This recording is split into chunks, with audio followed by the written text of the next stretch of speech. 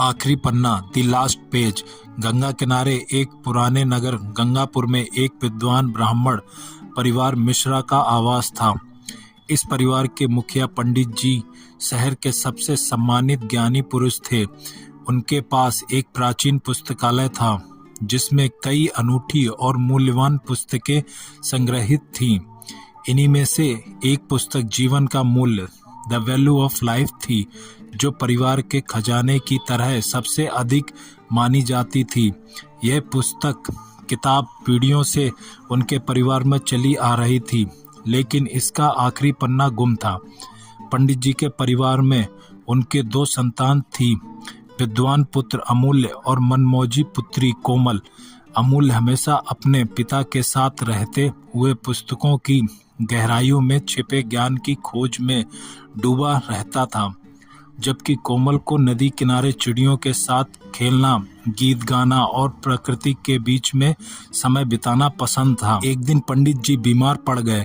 उनके अंतिम शब्दों में उन्होंने कहा, मेरे जीवन की सबसे बड़ी अधूरी इच्छा यह है कि मैं जीवन का मूल्य पुस्तक का आखिरी पन्ना ढूंढ नहीं पाया।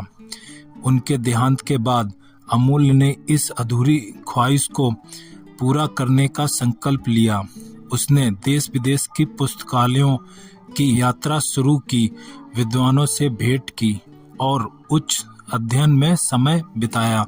कोमल अपने भाई की यह दशा देख अपने पिता के दिए मोतियों के हार को बेच देती है और आखिरी पन्ने की खोज में उसकी मदद करती है।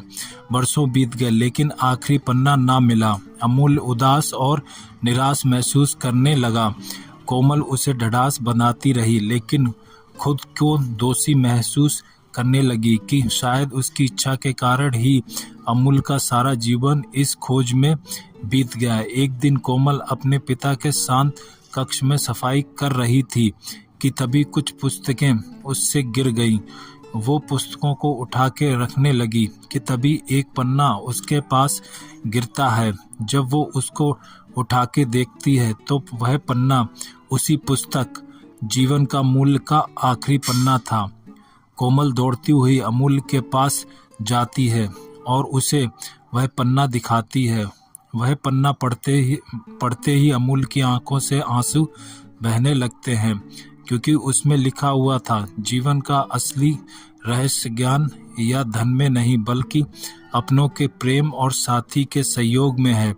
जो सुख प्रकृति की छोटी छोटी चीजों में है, वही सच्चा धन है। जीवन की सबसे बड़ी समृद्धि सांसारिक ज्ञान या भौतिक धन नहीं, बल्कि प्रेम में, संबंधों और प्रकृति की सरलता में निहित है। दोस्तों, ऐसे ही किस्से और कहानी सुनने के लिए चैनल को सब्सक्राइब और लाइक करें।